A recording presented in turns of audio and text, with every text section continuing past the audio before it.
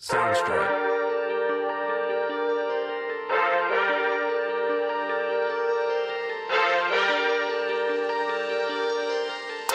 Welcome to South End supporters of St. Louis City SC Podcast, powered by Ready Live Wellness, and coming at you from the Warrior Logo Wear Studios. Eric Cole alongside the Monday morning center back Dave Wyckoff, as we are here to give you that preview of City's next game coming up this Saturday at 7:30 at home at City Park, as City will be taking on Minnesota United with our STL Kolache preview, and that, of course, is brought to you by St. Louis Kolache. But before we get into all that, Dave, how are we doing? It's the People's episode, so we're a little bit happier than we were on Tuesday, but still some lingering after effects of a very poor effort and moving towards a game against a really good team that is on a heater. So yeah, we'll see, but not super. That is an enthusiastic interesting way about... to kind of put it. Is it's almost, you're right. It is almost like a therapy session where we get out our frustrations, and then, like, as we're leaving the therapy office, we get handed like a lollipop for doing a good job, and that is our South End, the People's episode, South End Submission. Do they still do that? I do they still do that at doctors? Like, my kids still go to a pediatrician, obviously, but they don't do like lollipops. They do stickers, and I think that this generation of kids kind of gets screwed with that. I tell you where they don't get screwed is at the dentist's office, and they with the bills that they send our way, they better hand out something. But at the last one that I took Delaney to, I brought Lakeland with, and Delaney got to pick. I mean, the nurse was just very kind, and she allowed Delaney to pick a couple, which then she was like, of course the little kid can pick a couple, and of course they're just tiny enough to where when you're juggling them, you can't just get a good grasp on them as you're trying to walk out to the car while you're holding your kid's hands to make sure that they don't run into traffic. So I can tell you that, yes, pediatrician's office, they still go stickers, but if you're looking for a bunch of toys that you're going to find your dog chewing and eating later in the week, you go to the dentist for that. But we're not here to talk about little dentist toys. We're here to talk about... It would be a little bit more fun. Maybe I should things like that. Honestly, my kid, the last dentist appointment, she got like a stress ball hedgehog. I feel like I should have this just down here on this desk with me while I'm doing the episodes. It's just like a little stress ball, just to squeeze. You know, that would. So yeah, okay, so here's a good one then. So if the kids get stuff for going to the dentist and the doctor, what should your adult doctors and adult dentists be giving out? Like liquor? Like the little mini shots? I was going to say the little mini. That's the first thing that popped into my head was, but imagine you go there and they're like, yeah, it's something with your liver. And then they're handing you, little shots of alcohol as you're leaving and stuff. But yeah, I think, yeah, that'd be a good one. Little shots of liquor. Maybe like an already punched card to a sandwich shop or something like that, to where it's, you get a free sub or something, like, do they do punch cards at dentists? Like, for every filling you get a punch card? Is that how that works? Yeah, that's how it should be. The problem is they direct you towards like healthy food. Like, it wouldn't be to a cake shop, I could tell you that much, or anything like that. But yeah, that might have to be a prompt in future episodes, is if you went to the doctor or dentist, what would be a good what would you want them treat? To give you as like a treat? I want them to stop drilling my damn teeth. How's that? Yeah. Leave my damn teeth alone. They're gonna fall out anyway. Yeah, no kidding. I would still want them to put it, whatever it is, in a little treasure chest that opened up as you were still going out, like my dentist did when I was a little kid. Just like a little treasure chest. But it's like adult, but it's like little like gadgets and stuff like that. Yeah, that would be fun. How do you handle the dentist as an adult? It's more just the annoyance of, and it's the same. So I'm complete opposite with like the doctor. As injury prone as I am, I'm that type of person to where I'll be like, if it still hurts in 3 months, I'll go get it looked at. And then I'll just constantly like convince myself that like, oh, it's getting better. And then, the other day when it was raining, I could let you know it was raining the day before because of my knees and ankles. So, but the dentist, no, it's just more the hassle of like schedule, like, nowadays with your schedule being busy as it is, the last thing you want to do is go fill it up with, it's more to me the annoyance of making the appointment and then knowing I'm going to go have to sit in the waiting room no matter what Oh time my yeah. appointment is for an extended period of time, and then go back and just deal with all that type of stuff. And then it's funny.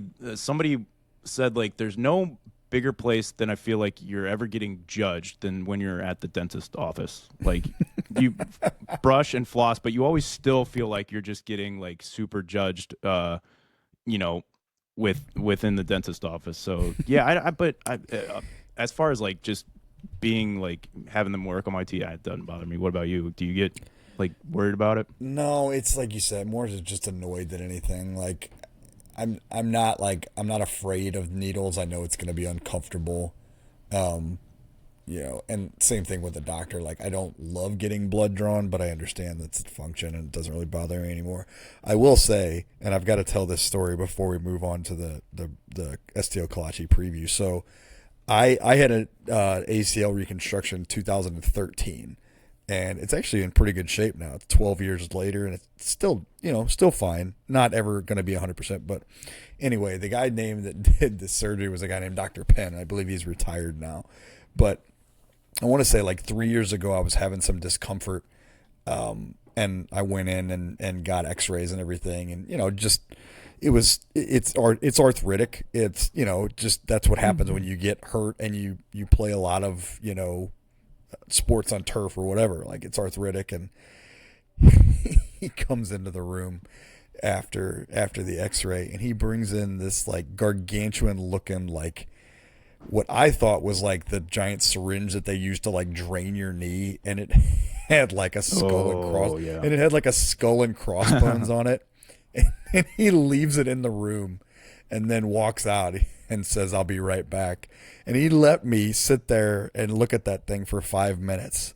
And when he came back in, he was laughing, and I did not think it was funny at all at the time. I said, "You sack ass! Like, how Yeah. dare Yeah. you?" Like, because I never had my knee drained before. I know that that's a common thing for people. You get fluid on your knee, but this thing, it looked like it was about like the width of like a drinking straw. I just Yeah.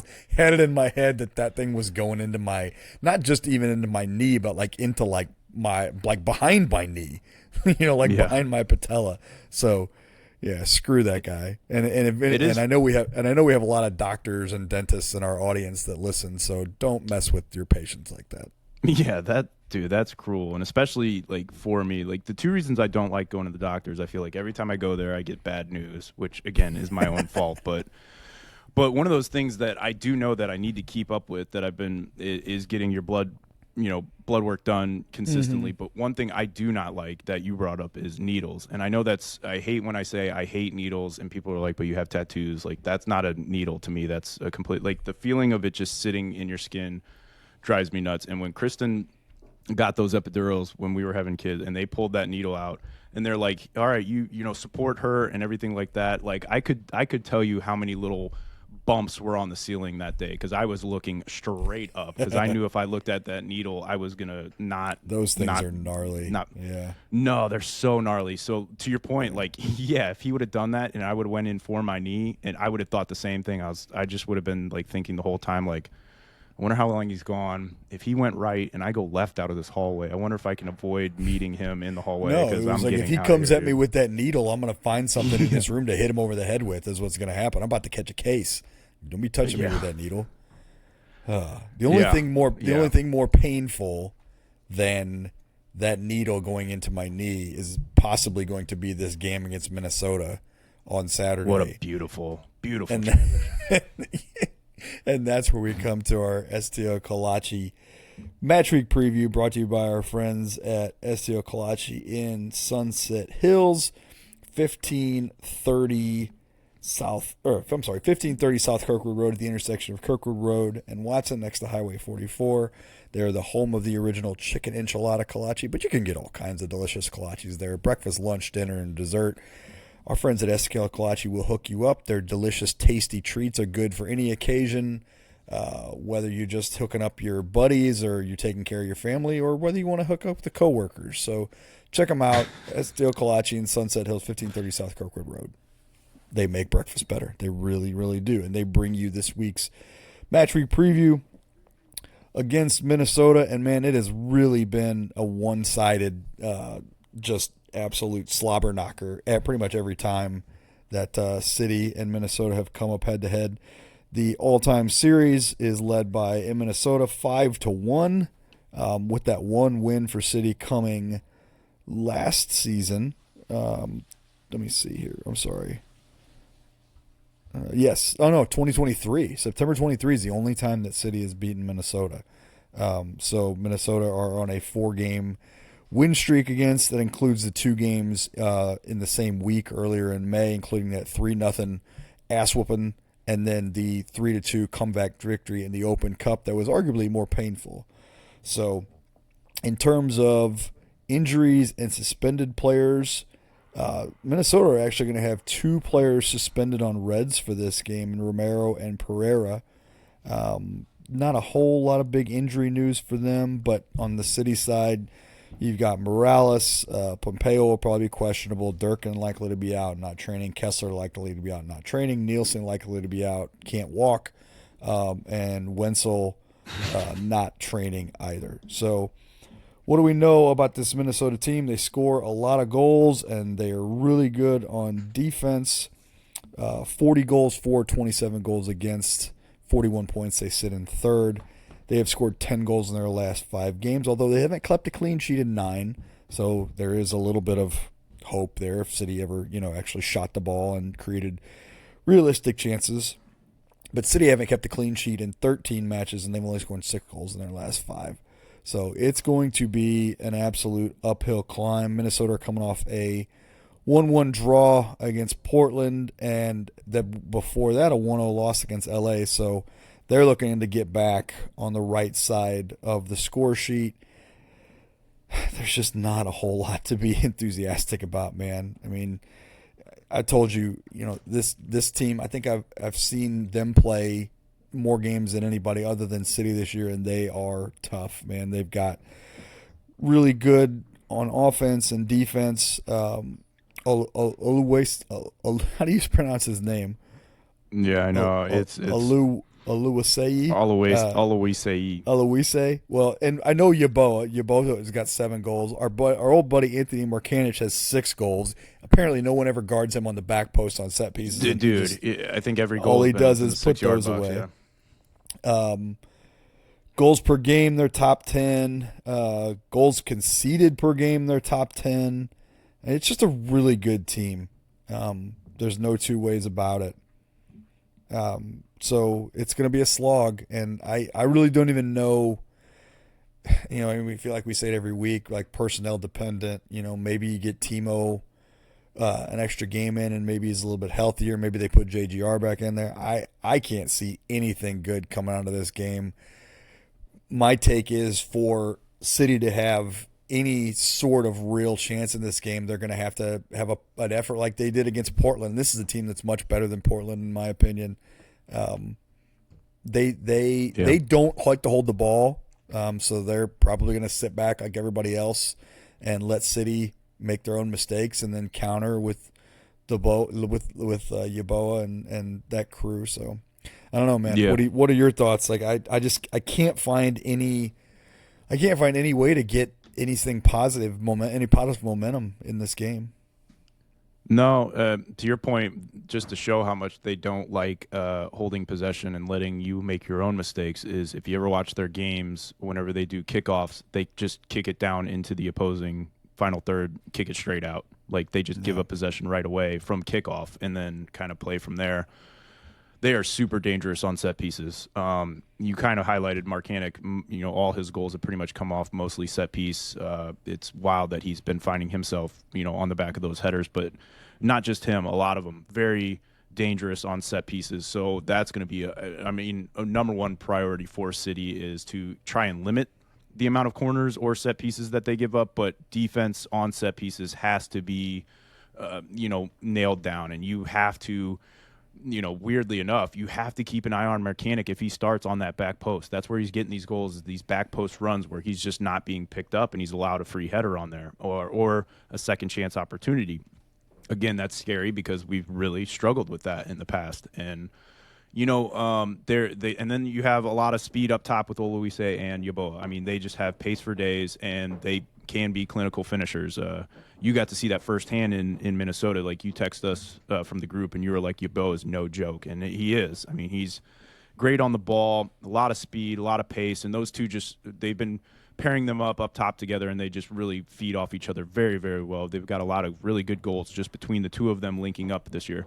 I'll be really curious to see, because we have the MLS All-Star game coming up I believe it's this Wednesday, the 23rd or whatever that is. And Dane Sinclair, their goalie, and one of their defenders, Michael Boxwell, are both in that. So I'm curious to see, do they get a rest?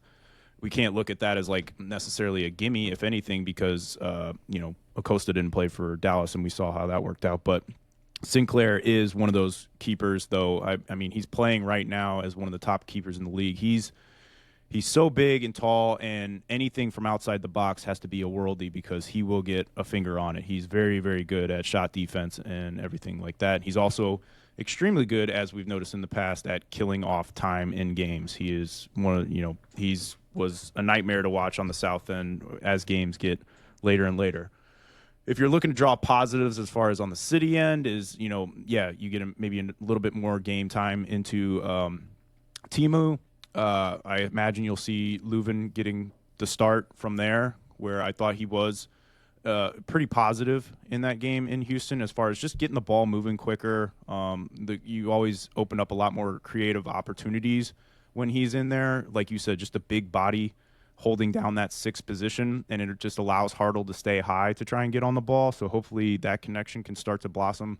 And you've also seen his game time touch getting a little better each game that he's come back in. So if you're looking to draw positives off that, I'll be really curious to see what our attacking wingers are looking like. With Teutsch still on the struggle, do you go with him? But then Betch was yanked at half. So, like, who do you fill in that position? Xande Silva had a pretty good look on the game, but he's still just a little bit too nonchalant on the ball for me. Like, every time he gets it, the times that he looks the most dangerous is when he does run with pace, but a lot of times he gets on it and just kind of looks too casual with it. And even in the game, the game against Houston, he got the too casual on the ball, and then nobody around him steps on the ball and falls over top. So, like, there's just, again, that inconsistency.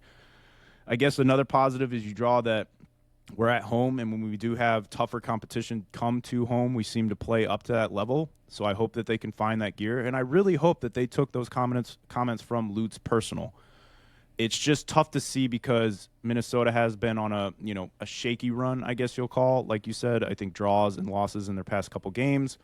So it is a worry that they're going to come to town looking to prove a point. And so like we were saying with that, we were kind of highlighting the rest of the games throughout this year, and we almost penciled in Dallas as a game that was winnable, and this was one of those games that it's tough, that you almost look at this game as if you come out with any sort of points.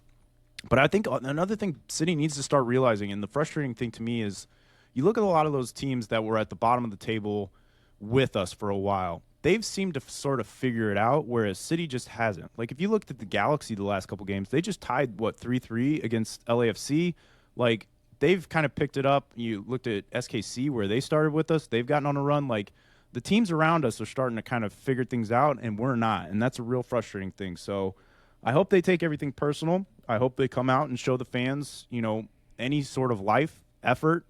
But to me, this is one of those games. It's just a tough one. To your point, I think Minnesota is going to be one of those teams, a strong team competing in the Western Conference, solid from front to back. Unfortunately, I see this one almost going as like a 3-1 City loss. I just think their attacking prowess, and they're just really sharp on defense. I think 3-1, like you said, they have struggled to keep a clean sheet. Maybe if Sinclair is out, we can get one in there. But I just don't. When they're full attacking, and then you got Dressel on the ball, who's just been phenomenal at set piece deliveries. So it's just going to be a super tough game at home. I want to look positive. I've been trying to look positive, but to me, this just one seems what we've saw 3-1. Yeah, I think 3-1 is probably 3-1. 3-1 might be safe. You know what I mean? Like, that's I'm thinking more along the lines it could be 4-0. 5-0, something ugly. Oluwaseyi is how you pronounce his last name.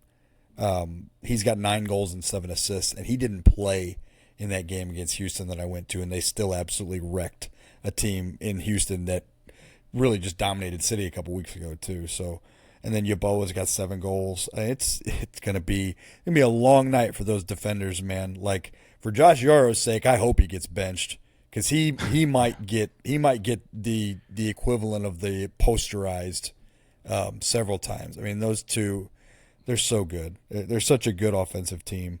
Pace for days. Am I really worried? Really good 1-for-1. Go ahead. Yeah, am I really worried with those two pacey up front, and you got Timu and Yaro running down the middle? They're not exactly the paciest, and no, that's going to be a real area of exposure. And to your point, quick, it's a team that's just going to let us sit on the ball.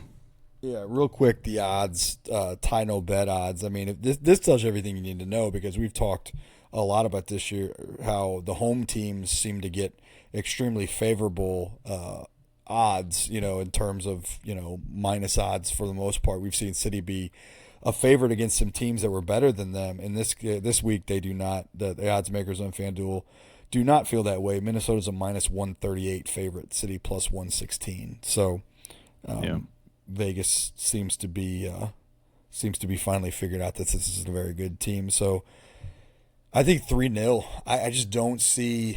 I mean, they couldn't find a way to put any offense together against Dallas, and I know it was away, but it's going to be. And the early forecast for this game is like 96 degrees in the early afternoon, so you're probably down to the mid-low 90s and 104% humidity by game time. The elements aren't going to be favorable, and it's a really good team and a really good coach, and you're just an organization in disarray now. So, yeah. I think 3-0 Minnesota. Yeah, last things I'll say is just on the betting front, sounds like a team that, maybe DH would love to have because I would almost hammer the over on corners because they draw set pieces and corners. So if you're going to look at anywhere to find some sort of positive on the betting, maybe that's the way to go.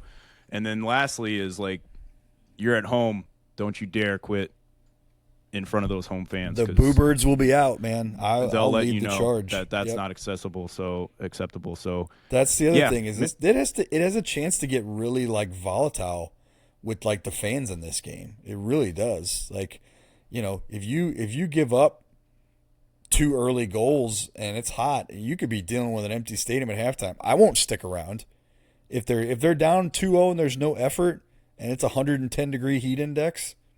I got my kids with me. We'll get the hell out of there, man. So but that does mean 204 will be in the building?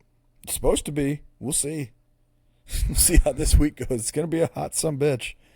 Yeah, wear your cool underwear that night. So City or again. We'll take. Yeah, maybe let it go that night. Okay, commando. Yeah, sweat and everything. Everybody wear your underwear and bring maybe message DH about some fragrance ideas going into the stadium. Like, deodorant is a must for everybody, and just we're in tight spaces out there, so no reason to add to the frustration is smelly people around you. So let's keep it going that way. But yeah, City will be back at home at City Park this Saturday, taking on Minnesota United. That kickoff time will be at 7:30, so we'll see you there. Hopefully just to see some sort of life out of the team. And again, that was your STO Kolache preview, brought to you by STO Kolache in Sunset Hills. Go check them out for all those delicious kolaches from morning to evening. They've got you covered at 1530 South Kirkwood Road in St. Louis. And we're going to try to just keep bringing the energy levels up and the happiness of this episode up as we'll get into our Felix's Pizza Pub South End submissions. Once again, we want to thank Felix's for hosting our watch party this past weekend. Unfortunate result, but good times. And from all accounts that I've heard, everybody just agreed with everything that we've been saying all along. Best pizza and wings in the area, no doubt. Nothing but good things that I've heard from the food and everybody at Felix's on their end. So we'll kick this one off with the St. Louis City SC fan on Twitter. They said, was at the Dallas game, one word, pathetic. Hardly any recognition to the away supporters either. I will always love and cheer for City, but this roster is a mess. Do you think there can be enough change to have a plus 500 team in 2026, or does 2027 feel more realistic? I think we kind of talked about it before. It's always going to be realistic every year, depending on roster changes and moves, and coaching and all that type of stuff. That's the wild thing for City this year is I couldn't really tell you who will be here next year. Even the people that you want to stay around. Berkey, for instance, he's on a contract year, so that's up in the air. There's just a lot of up in the airs as far as what this City team will look like going into next year. Coaching, roster, higher level management. You could be looking at an entirely new thing for all we know coming into the 2026 season. So definitely one thing's for sure. I think changes need to be made if there's going to be, any sort of positivity run, playoffs, any of that type of stuff talk, for next season for sure. Yeah, agreed. Hope springs eternal, just not this year. Yeah, it doesn't seem like it was funny. We've been talking about we like to make trips out to Gatlinburg in the fall each year, and I'm always the stickler on that as far as the early planning process, and it drives my wife nuts because I'm always like, well, that's around playoff time. We got to wait until that. And we were at dinner table tonight, and I was like, I think it's going to be a safe bet if we, start making plans. Go ahead and book the trip to Gatlinburg. Yeah, book the cabin. Is that what you're saying? Yeah. Yeah. Go ahead and book the cabin. Yeah, that might be a safe bet for us. Next, we'll go to one of our buddies here. It's the good old Dave Sperry, or as we like to call him, Dave Spurry. Well, boys, sorry I missed the watch party. I was traveling. Unfortunately, it wasn't much to write home about. I think it was the manager's worst game. Looked like he couldn't get the setup right to break through. Did think the team looked better once Edu came in. We need a true goal scorer. We need so much more than that. let's table the goal scorer for a little while. We need a smart pass connector. We need a leader, a heart, defense. Yeah. It's probably good. That's probably why he kept it to that, because he's probably stuck to 150 characters on Twitter, so that he had to just leave it as we need a true goal scorer. Well, and he's got a brand too, so he needs to maintain his brand for sure. Even when we're scoring, we need more. And listen, realistically, before any of this, any of the rest of this comes in, you need a coach. You need a coach with a vision and an idea of what they want to do, and something that fits with how you want this team to identify with, right? Like if you want this team to be a high pressing, high energy, full bore team, then you got to have a coach that wants to do that. And then the coach brings in the personnel to support that. That's the only way that this is going to work. Like you can see right now when things don't fit, when the pieces don't fit the style that you want to play, this is what you get. You get compromise. You either get a compromise in style or you get a compromise in quality. And either way, it's just not a recipe for consistency. Yep. No, agreed. Next, we'll go to Alan Anani on Instagram.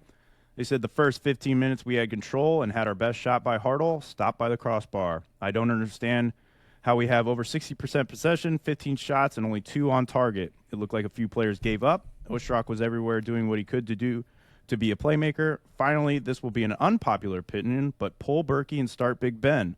At least he had some clean sheets while Berkey was out. The second goal was too easy a pass, and Berkey making a late decision to come off his line. What was that? No, I think that's unfair. I think that's very unfair. Berkey's not your problem, and you're not going to bench him. I think that whole second goal to me was on Timu.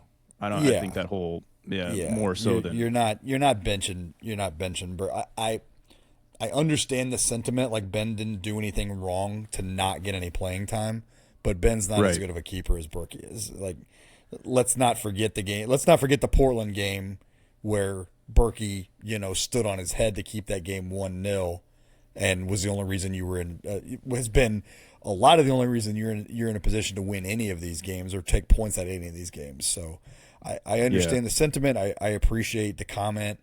I think it's probably born more out of frustration than anything. But yeah, I don't think that's the answer. And also, just kind of like a real wild pull from that, you're losing the fan base as it is. And then you pull Berkey, the person that they've, kind of idolized as far as leading this team and stuff. Like, you'd really have a lot of people going, what the hell are we even doing if you Oh pull yeah, that move as well? Like the one performer who has been performing, you pull him. And again, I understand what he's trying to say on that aspect, but I don't think I've seen a game yet where I've thought, man, that one's on Berkey there. yeah. It hasn't even come to Nope. my kind of thought process on that. Next, we'll go to the South State supporter, Jeff Thornborough.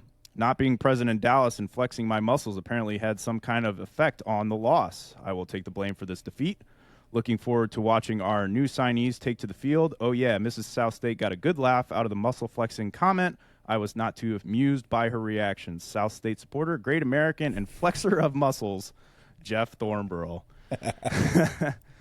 I do think that, and you would have definitely stood out because it definitely looked like that Dallas Stadium wasn't too full on that night. So they would have noticed the muscles had you been out there. So you let Mrs. South State know we contribute the muscle flexing to the intimidation. We've been talking about being more physical and intimidating out on the field. Yeah. I mean, it starts with the fans up top, and I can't discredit the South State supporter flexing up there, man. Love that, and I love that. I can't wait till the end of the season when he's got 10 to 15 nicknames that he rattles off at the end of each submission because he's just added the flexor of muscles. I love it. It's great. We'll go to David Thompson. He said it's easy to pick apart players and often unfair, but my goodness, as good as he is, Toitert just falls apart in the final third every time the last several games all season. Yeah, he's really fighting it this year. I just think that he's such a direct player that and he's not really good at creating his own chances. So Yeah. it really stands out when there's no movement and he just kind of decides like, all right, I'm going to try to push past and go, and he doesn't. I don't know. I don't know if he just underestimates the pace of MLS defenders. It's hard to watch. It's like watching a guy that kind of thinks he's faster and more skilled than he actually is, and just kind of refuses to accept it. But I don't think he's a bad player. Like, I think his timing is really bad right now, and I think his confidence is completely shot. I mean, every game where he plays and doesn't score a goal, he gets more and more frustrated and presses more and more. And you see that when he gets subbed off in the 60s. And he clearly doesn't want to come off. I mean, he's a gamer. I do think that he cares. I don't usually question his effort. So I don't know. I don't know what the answer is, man. I think what the answer is you need to put guys like that in a better position to just finish and not create their own chances. And you just don't. You're not doing that right now. You're not creating a lot, and that's on him too. That's on him to figure out. Okay, where are my diagonals in behind? How do I get better link up play? It's frustrating. I would love to know or to see what they're like when they work on like the attack and they work on their build up play and training. What their focus is, like, because it can't be just we're just playing static. Right? Like, we've been to the scrimmages. We've seen what they do. And obviously a scrimmage is different than a real game. But what is the – I don't know. It doesn't – again, we've talked about – it doesn't seem like there's ever a plan B. It always seems like if plan A fails, we're going over the top. And it's not working. Hasn't been working for a while. One of the biggest things I've noticed with him is – I think he just thinks he's going to have more space than he does. Mm-hmm. And he's not one of those dribblers that does well in congestion. No. You looked at all the highlights before he signed Toitert. It was him, making those big runs on the ball when he had space in front of him. And, where we saw success from Toitert, again, is when he has that space in front of him where he just head down, finds his, with space at the ball or getting himself in those positions. I almost wonder if, like, switching him back with Klaus and just having Klaus step back in that almost like attacking role, maybe moving Hartle out wide. I know that kind of gets Hartle out wide, but just allowing Toichert a little bit more space. He seemed to be doing a little bit better earlier in the season. I know not statistically, but it just seemed like he was finding more space. Maybe that allows him to get set up for a little bit more goals. I feel like Klaus is a lot better in congestion on the ball and holding up possession to where he can maybe handle being drop back. He drops back anyway back there. Like, just have him more in that regular position with Toichert up high. I don't know. I think it is time to just start playing around with things and seeing, what could work. But you got to find ways to get the best out of your players. But I don't think him out on the wing looking to create has been his best position. Yeah, I also don't like him on the right side. It doesn't give him.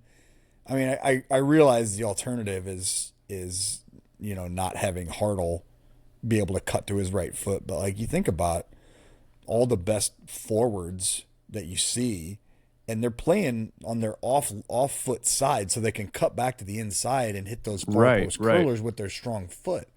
So when he plays the right side, the best he can hope for is to get it over the top and to get a 1-1 with the keeper, or to get to the end line. And he's, like you said, he's not a dribbler in traffic, so he's going to have a tough time creating his own chances.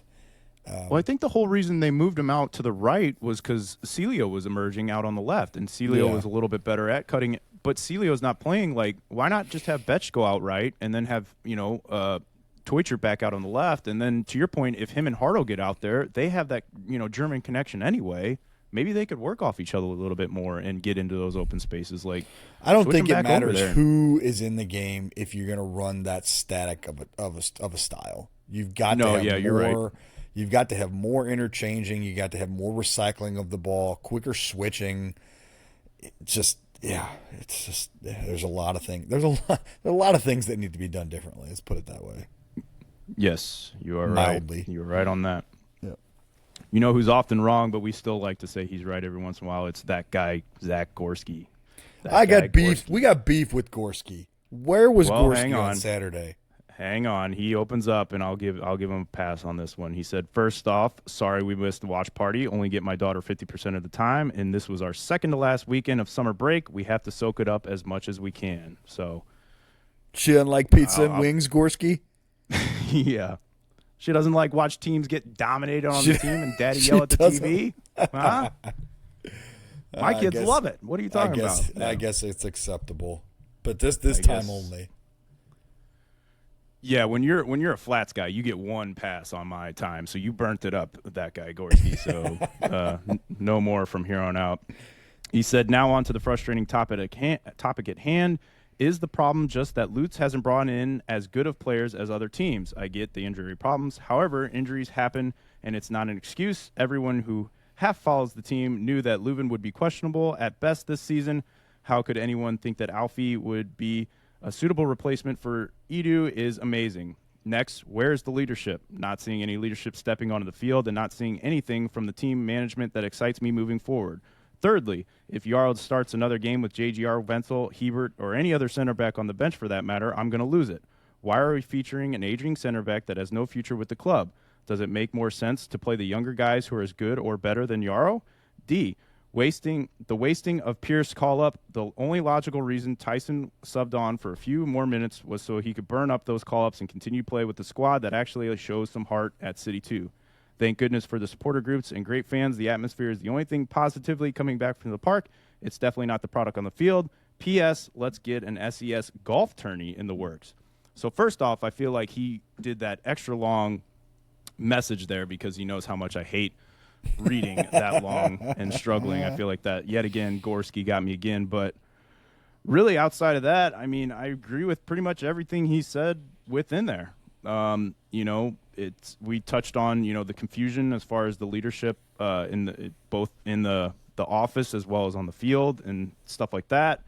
We've definitely made our voice known as far as Yarrow starting. And then I don't remember if we touched on this last game, but we were talking pre-show about this. But what was the point in putting Pierce in those last 5 minutes or so and burning that last lone call up? It didn't make sense to me.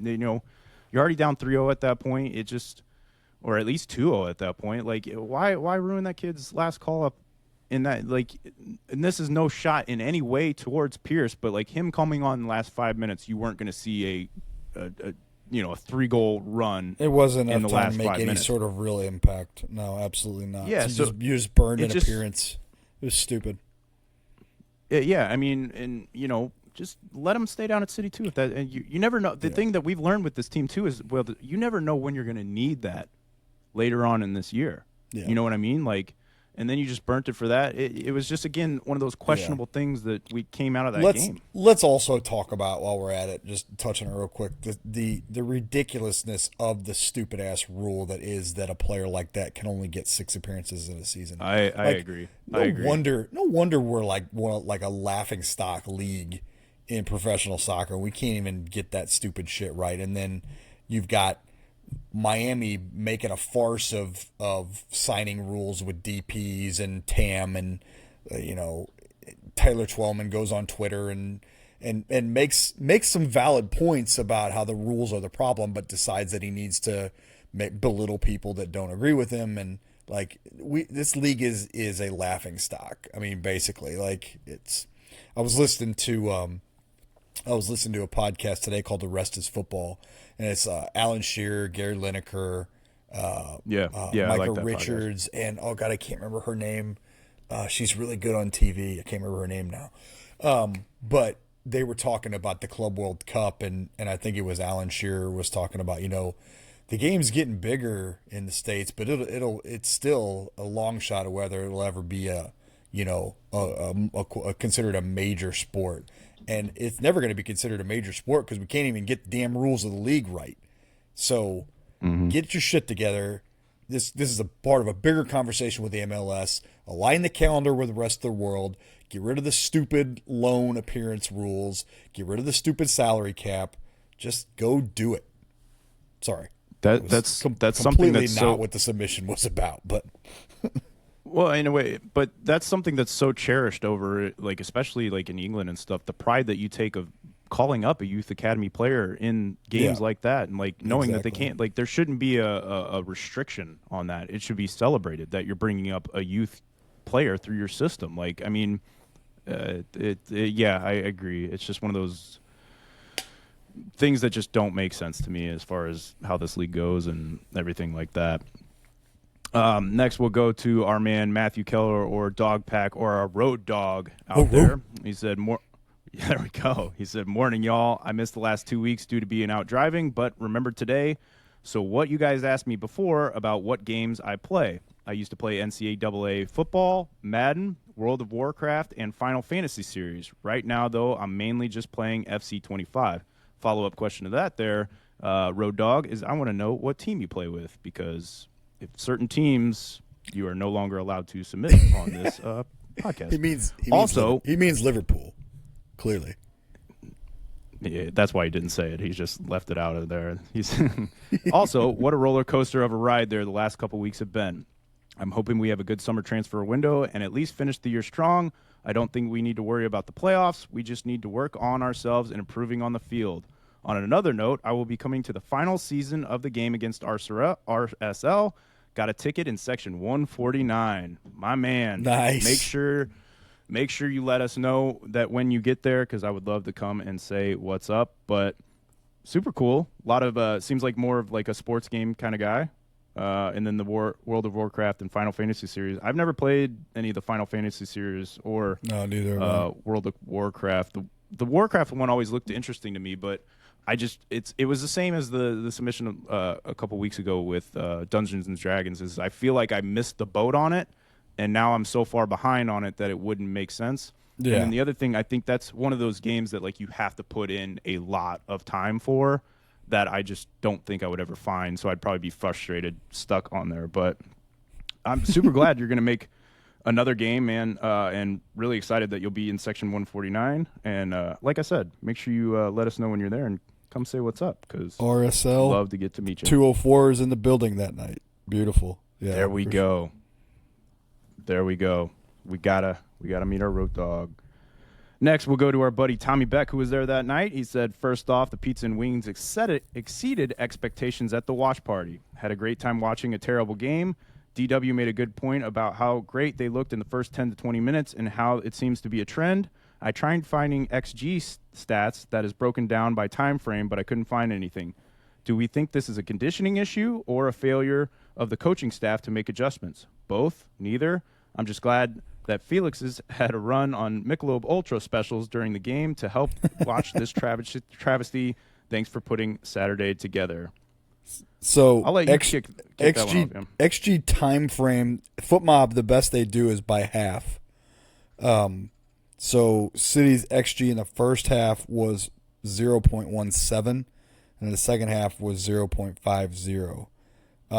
Tommy, you could go on to Foot Mob, and I don't know, he might already, he might not, but they have a what I really like is their momentum chart that they have that kind of shows the swing. And I'm not sure what goes into, like, if it's possession or if it's like, you know, I don't know how they measure momentum, but it really kind of shows the swing in. Maybe that is XG. That would make sense if momentum was, when the momentum shifts showed the different XG. But anyway, that's it's too simple to. The lack of being able to do anything past the 15th minute is too. There's too much to it to blame it on any one thing, whether it's conditioning or tactics or coaching. I think really what it comes down to is that you're a high energy team that you want to come out and set the tone, and these other teams have figured out that, okay, we're going to let you try to set the tone, quote unquote, in the first 15, and then you're going to run yourselves down a little bit, and then you're going to play our game. I think that's what it comes down to. Yeah.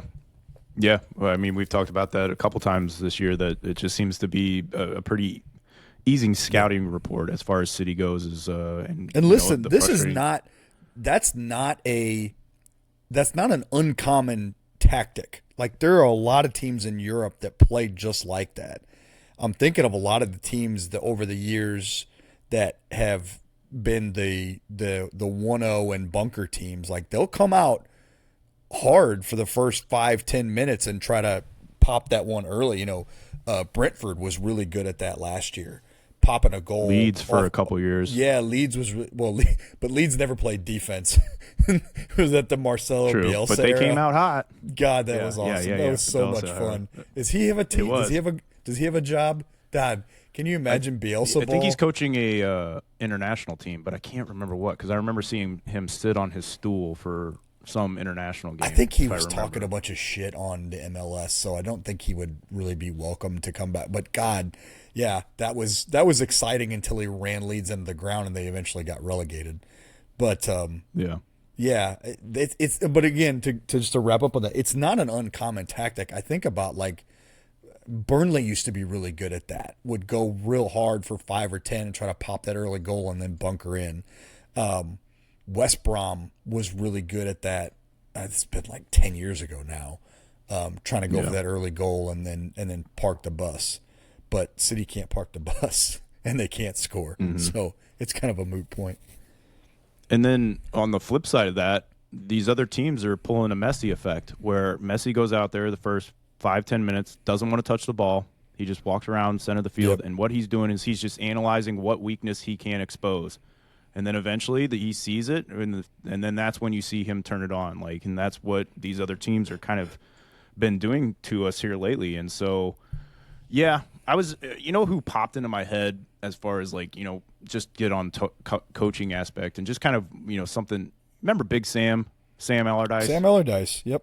I don't think he's got a coaching job right now. And that's one of those coaches that they always call him Emergency Sam, because he typically comes in to try and save teams from being relegated after whatever team gets fired. But, like, he's one that just, like, doesn't take anything, no quit or nothing like that from, players and stuff like that. Now, I don't know if he has any interest in being in the MLS or something like that. But, like, if you're looking at a team right now that needs to find an identity or just needs to, kind of get their head out of their ass and play on the field, like, he could be a possible, coaching target as far as, bringing somebody in to possibly just, like I said, he's Emergency Sam to try and bring teams out of relegation, but maybe he could be a team that just gets team on the right track or figure out what their best way of playing is. And he's got great experience over in the English Premier League. Who knows? I mean, there's been some bigger names come over here. He is 70 years old.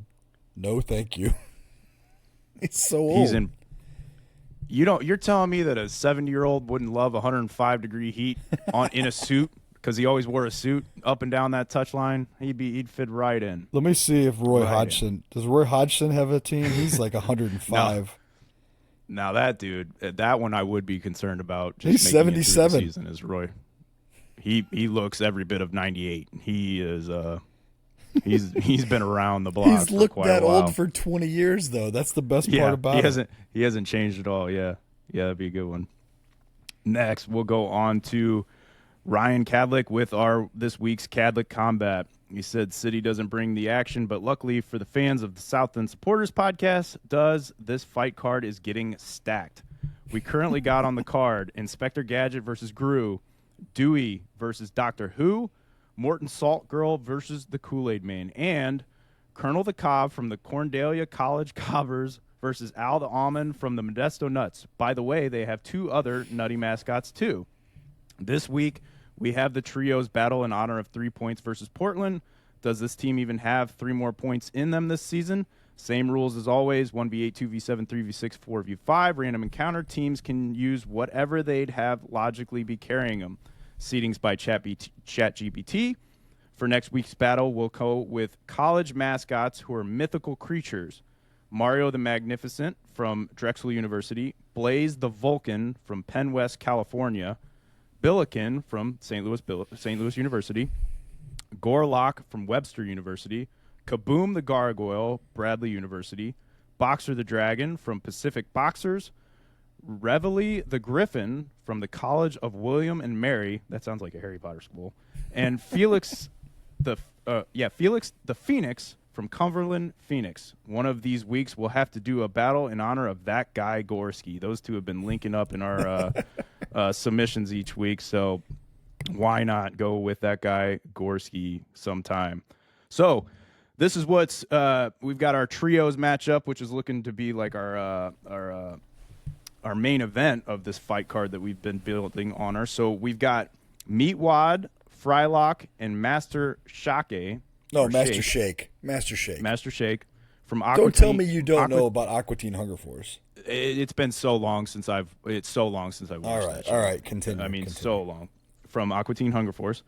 Ed, and Eddie from Ed, and Eddie. Shrek, Donkey, and Fiona from Shrek. Yakko, Wacko, and Dot from the Animaniacs. Pfeiffer, Fiddler, and Practical from the Three Little Pigs. Blossom, Bubbles, and Buttercup from the Powerpuff Girls. Alvin, Simon, and Theodore from Alvin and the Chipmunks. And Peach, Daisy, and Rosalina from Mario Princess. So our first battle on the night, we've got Meatwad, Frylock, and Master Shake from Aquatine Hunger Force taking on Peach, Daisy, and Rosalina from the Mario Princesses. So for me, it's the Aquatines, and it's mostly because of Frylock. So Frylock can shoot like lasers and lightning out of his eyes. And Meatwad can turn himself into anything. Shake is fairly useless, although he's pretty diabolical. But yeah, it's Aquatine for me. Yeah, that, and the princesses were always getting captured. That was the whole point in the Mario and all them really have to. So the princesses now, though, they're in like Super Smash Brothers and Mario Party. They're pretty legit. Like they're pretty self-sufficient now. So it's 2025, Eric. The princesses can stand on their own. Oh yeah, don't turn that crowd on me, Larry. Like I know the princesses can handle themselves. You're gonna get canceled. I'm not saying I wasn't saying anything like that. I haven't played Mario Smash Brothers. I haven't played Mario Smash Brothers, but I also know that everybody on Mario Smash Brothers can smash. So I mean, that would make sense. But this doesn't seem to me more like it just seems like a random encounter. So we're not on a Mario, Frylock's Smash Brothers laser stage. Frylock's laser eyes are all you need. So yeah, so Aquatine Hunger Force taking that first round. Then we've got Ed, and Eddie from Ed, and Eddie taking on Alvin, Simon, and Theodore from the Chipmunks. Now, God, this is the most annoying 3-on-3 matchup of all time. Yeah. That's horrible. Jesus. I mean, the Chipmunks are so useless. But Ed, and Eddie are, I mean, I just feel like if the Chipmunks had any sort of gobstoppers on them, like Ed, and Eddie are useless at that point. It's your call. I can't even weigh in on this one. That Christmas show makes me physically ill. Not the Christmas show, the Christmas song, the Chipmunk I Christmas haven't. song makes me physically ill. y- I just feel like didn't Ed and Evie always have plank, the wood, I can't. It's just a been a wood plank. long time, man, and I was I not. think that That was not like a prime one for me. That was yeah, it like a wasn't me either, fringe. but I feel like that's just prime, just sending those chipmunks flying if they have plank. So All right, deal. I'm gonna go Ed and Eddie This is on nobody that one. wins. Nobody wins in that No, one. no, I can't see them making it Especially too not far in this us. bracket. Yeah. Next, we've got Shrek, Donkey, and Fiona from Shrek taking on Blossom, Bubbles, and Buttercup from the Powerpuff Girls. Dude, this is a So matchup. this is a matchup. This is a matchup here. They're But superheroes, man. I'm leaning towards the Powerpuff Girl. They're superheroes. They're superheroes. Yeah. I mean, I know like and really it would be a handicap match because you'd have basically Fiona and Shrek trying to battle. Donkey's not But does doing Donkey anything get to in- bring the dragon with him? That's the big Is that question like in here. Is that like an accomplice? Ooh, And it's something that he could logically have with him at the Yeah. time of the battle. that's her man. Dragon's gonna defend her man. Yeah, I still don't see, they're superhero. I mean, They are They- superheroes. they're superhero. They save the world. Sugar, spice, and to me, everything. exactly right. To me, I'm leaning towards Powerpuff Girls. All right. That's all right. that's a big that should That's be a the close. that Yeah, should that be, one's a good one. That could be a final. that you're exactly right on that. So they're the 6th seed, and then our last seed or our last matchup of this first round is Yakko, Wacko, and Dot from the Animaniacs taking on Pfeiffer, Fiddler, and Practical, the Three Little Pigs. It's the Animaniacs. They're gonna do some wild shit and figure it out. Yeah. Yep. So we've got the Aqua Teen Hunger Force again, Meatwad, Frylock, and Master Shake taking on the Powerpuff Girls. Well, Meatwad get the money C, and Meatwad get the honeys G. But I don't think that because it would be Frylock against the three of them, and I think they would basically crush them. So Yeah. it's unfortunate, but I think the Aqua Teens go down in this round. Yeah, I'm with you on that. And then just one of our goofiest matchups of the night. Literally, it's going to be Yakko, Wacko, and Dot taking on Ed, and Eddie. That's the Animaniacs. Yeah. They got it all day. That's like a second round bye. Yeah, pretty much. So in our main card event, our triple tag team, however you want to call it, 3-on-3, we will have the Powerpuff Girls taking on the Animaniacs. So I got one more on. That's gotta be an easy win, right? Hey, the odds are in that favor, but you never Yeah. know what the Animaniacs Yeah. could bring out that That's surprise you. That's why we have that ChatGPT. That's why we have because ChatGPT. Yep. they pull out things that we would have never thought of. While Last one we're I have on my end. While go ahead. we're talking about fighting and a fight card, I just want a quick shout out to Dustin Poirier. Had his last fight of his career. He retired the gloves in the middle of the ring after losing to Max Holloway on Saturday. We didn't get to watch the fight. I saw some highlights. It looked like an absolute war between two just killers, man. Two career killers. Probably my two favorite fighters of my lifetime. With Poirier being the favorite one. So the guy paid in full, man. He always did everything he said he was going to do. He never held full UFC gold, but nobody could not call him a champion. So he paid the cost to be the boss, just like his interest song says, and he's going to be missed in the fighting world. So good stuff from him. I also love that was his last matchup was Max Holloway. You just knew that was going to be such a great fight. It's those perfect. two It couldn't going have been any head-to-head. better. I Like, was reading it an couldn't have article. been a better matchup. I was reading an article from Brett Okamoto about how the UFC finally did it right because they didn't put him against an antagonist that would like try to diminish him, like McGregor would have or like a Nate Diaz would have. Like Max is a pro's pro, and you knew they were just going to go in there and finish it in the middle of the ring. So that was Yep. great stuff. Love it. Last one I have on my end is from our buddies at No Go Patrol. Thank you again to all the No Go Patrol who came out and represented, especially KVK, always leading the chants. Anytime things seem to be getting down, he brought the energy back up as always. And so I love this one, and I hope there's more of this to come because this seems like a fun game to play. He said, this game is called Buy, Rent, Sell. I will give you 3 options in category of movies. You must choose whether to buy the movie and watch it forever, rent the movie and only have it for the weekend, or sell your copy of a movie and never watch it again. I like Buy, it. sell, rent these 3 movies from 1995, turning 30 years old this year. So we've got Ace Ventura, When Nature Calls, Jumanji, and 007 Goldeneye. Buy Ace Ventura, rent Jumanji, sell 007. Okay. So and this is on my own end, is I've only ever seen Ace Ventura movies on television. Never actually had the copy. So this is where I know there's so many great things that have come out of that and funny, instances. But again, I'm relating this more to I guess to my childhood and so that's where to me, I guess based on what I watched the most and what I guess went back to is just for that sake of it, I will buy Jumanji, rent 007 Goldeneye, and then sell Ace Ventura, When Nature Calls. But again, that's on my own end for not being up to the Ace Ventura legacy, I guess you'll say. But I acknowledge that its impact that it's had.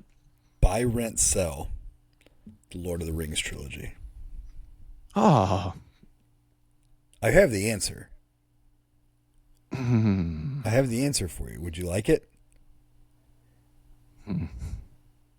You just ruined my night. You ruined my night. You're going to be thinking about it all night. I'm going to be it all night. I have the answer. This episode, there's a great chance that this episode doesn't come out on time tomorrow because I will be up all night and I'll watch the trilogy tonight and just be analyzing. I hate that you just said that. The answer is what's yours?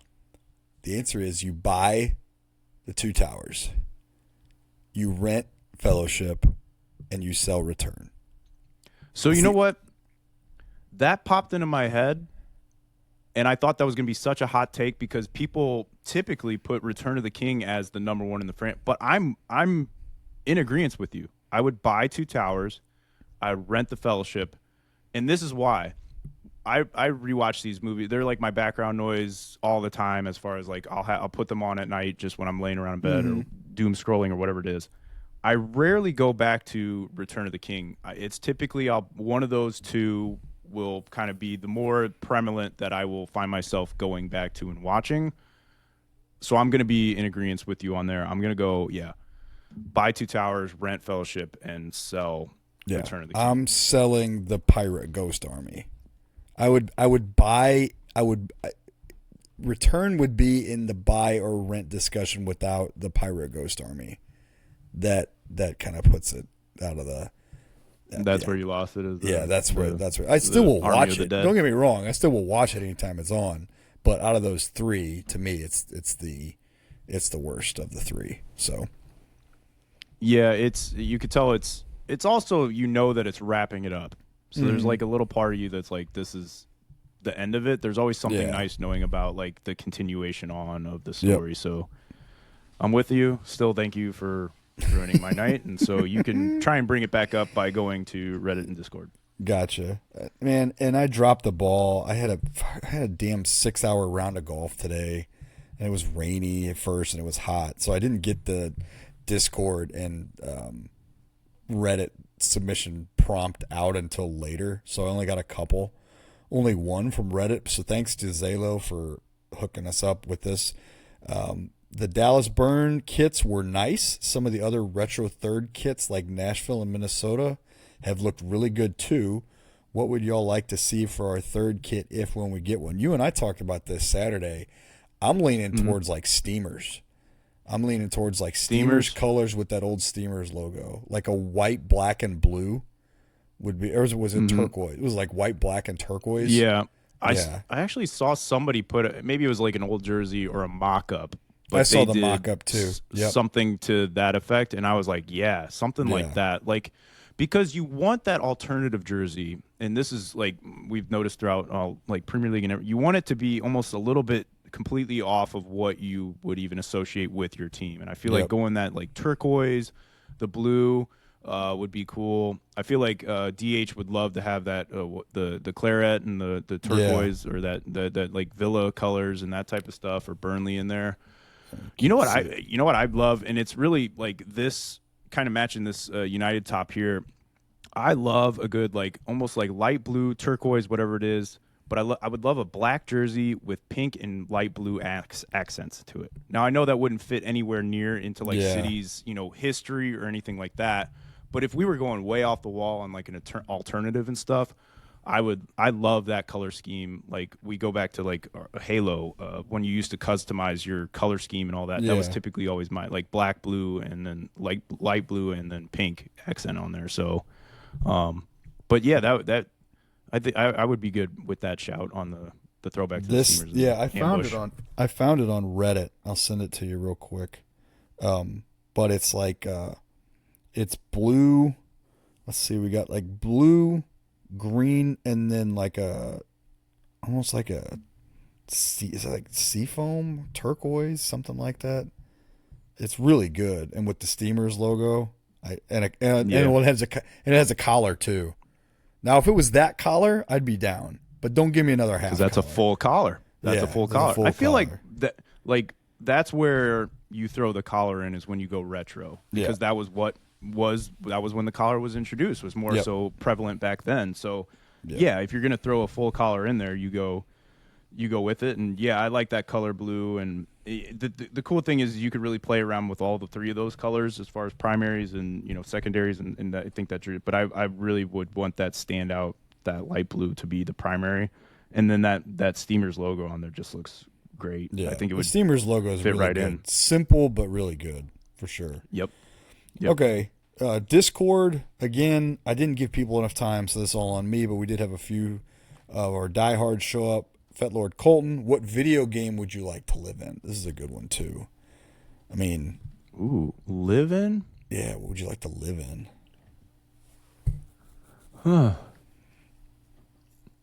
I mean, obviously the Tony Hawk series would be pretty cool. You're just entire world's escape arc, and then the nice thing is like when you eat it, like I do majority of the time, you just bounce right back up and Yeah. nothing's wrong, and you just keep it going, and then that'd be What about anything like the Grand Theft Auto franchises? Just like a lawless city. yeah, that'd be nice too. Just Until you get endless- 5 stars. Grand Theft then Auto you're- Grand Theft Auto Vice City or Grand Theft Auto San Andreas. That would be great. That would be great. Just living in a Grand Theft Auto St. Louis City, that'd be there we Halo, go. just running around. So I thought betray- about Halo, but then betraying your friends, smoking them in the back.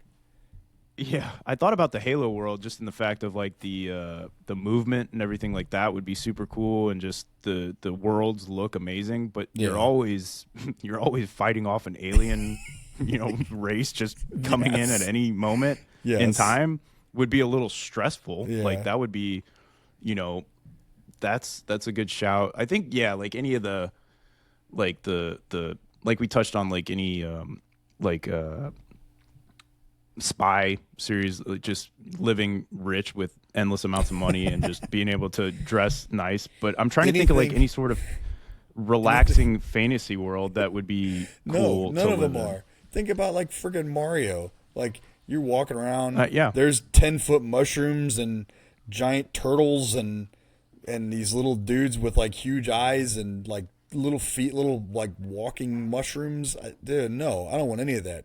Dinosaurs hatching out of eggs and you jump on their back. It's just a mess. It's just an absolute mess of a world. Like a Dinosaurs jump horrible acid trip. No, thank you. Yeah. I'm trying to roll through my video game catalog that I've played in the past, and just like again, majority of them are sports series. Like, that'd be. You could always go Rock Band. go back to the old rock and just live out as a rock star until you miss those buttons because you can't get your damn ring finger to work properly on the other hand, and you're getting booed by people. Yeah, it would probably be some sort of fantasy land, though, where you have just endless lives and the animatronics are just crazy. The last one was one that I threw out there for just you and I, but Kyle answered it too. This was a thought exercise. What animal would make the best or worst roommate? Kyle said best is dogs, the proven fact. Worst, giraffe, because where would you hide it? He's got a solid point. He's got a solid point. What a legend. What a legend. Yeah. It all depends on what kind of roommate you wanted, right? Because like a dog would be like the roommate that always wanted to do stuff with you and always wanted to hang out. And sometimes when you come home, you just want to go and be by yourself. Yes. So in that case, and I'm not a cat person, but cats will generally leave you alone. Now they are assholes, so you would want to be careful. But they'll keep to themselves though. In terms of I think I have my best. If it's not a dog, but you're right. There's a lot of responsibility. Give me a sloth. They're quiet. They move slow and just kind of hang out. If I want to go to another room, it's going to take him a couple hours to get back there and bother me. Just kind of sticks to his own kind of deal. I think a worst, I mean, obviously anything that can kill you would be not that'd be bad. Great to constantly live in fear. A goose. I got one more question to follow up after it's a goose. It's the rude. You got to go with the rudest animal would be the worst roommate. So it's a goose. It's a Canadian goose. It'd be terrible. I don't know. I feel like a silverback because I would make myself a nice dinner, and it would just come over and take it. And if I said no, it would just fling a bunch of poo at me, and then it's just like you're just fling a bunch of poo. He'd throw you through the wall. Well, if he's being nice, at least he gives me a warning shot with the poo throw, and then after that, it's just like you're still not going to give it up. But speaking of silverback gorilla, I saw it was a question online one time where you're stuck in a mall. And you have to be stuck there for, I think it was 24 hours. And there's a silverback gorilla or there's 5 black mamba cobras. And you have to survive the night, but all 5 of them will kill you if they find you. What would you feel more comfortable being in the mall for 24 hours? 1 silverback gorilla or 5 black mambas? I saw that one the other day, and it would be like I felt like I would come up with an answer, but then like the silverback, the thing is like, I feel like the sneakiness of the snake would just really ruin my anything. But at least a silverback, I could have an idea that they're coming. It would be terrible if I got within 30 yards of the thing, but at least I'd have a general idea. Like those snakes, I would have no clue. Like I would go to the mattress store thinking I'm going to sleep. So many of these instances involve just potentially horribly painful deaths, and I just don't like any of that. That's just bad. Yeah, I can't believe you're going with a cat as your best roommate. Well, I mean, you went with a sloth. I don't want anything with hooves. I don't want anything. Yeah, man. I need something that's like chill, but like doesn't smell a ton. The cat can groom itself. Probably not going to be stealing your shit. Like, yeah. But the goose is funny, the worst. Oh yeah, honking all the time. Just this podcast hates geese. Yeah, I mean, we love all animals, but down towards geese. The bottom of the list is a goose and anything like that. But that's all the South End submissions I have. Thank you very much, Felix's, for another entertaining Thursday sode. Yes, thank you, Felix's, for those, and thank you everybody for sending them in. They're so much fun each week, and I love all the ones where they really make us think and ruin our nights the rest of the night. So we appreciate them all. Once again, those were our Felix's Pizza Pup South End submissions. Definitely go check them out at 6401 on Clayton Avenue in Dogtown for the best pizza and wings you'll get in the area. We were definitely can back that up with that claim from Saturday night. We want to thank them as well as all our sponsors of this show, starting out with our title sponsors, Ready to Live Wellness, for all your health and wellness needs in a one-stop shop. Make sure you go check them out at 1530 South Kings Highway Boulevard, as well as our studio sponsor and our swag sponsor. That's Warrior Logo Wear. Any sort of customizable gear you're looking to get, go check them out at 12 East Main Street in Mascoutah, Illinois. We wrapped up last episode with our Elite News and Notes that was brought to you by Elite FT. Check them out at eliteft.com for all your kids' soccer needs. And then we kicked off this episode with our STL Kolache preview. That's brought to you by STL Kolache in Sunset Hills. Go check them out for some delicious kolaches at 1530 South Kirkwood Road in St. Louis. Keep up with us on all our socials, as well as all the places you can send in those great South End submissions. On Instagram, we're South End Supporters. Our Twitter and our Reddit is capital SES_podcast STL. Make sure you also follow us on our Facebook page, as well as our YouTube, to keep up with all things South End Supporters. So, for myself, Erik Cole, for the Monday Morning Center back, Dave Wyckoff, you've been listening to South End Supporters. We'll see you next week, and until then, let's go City.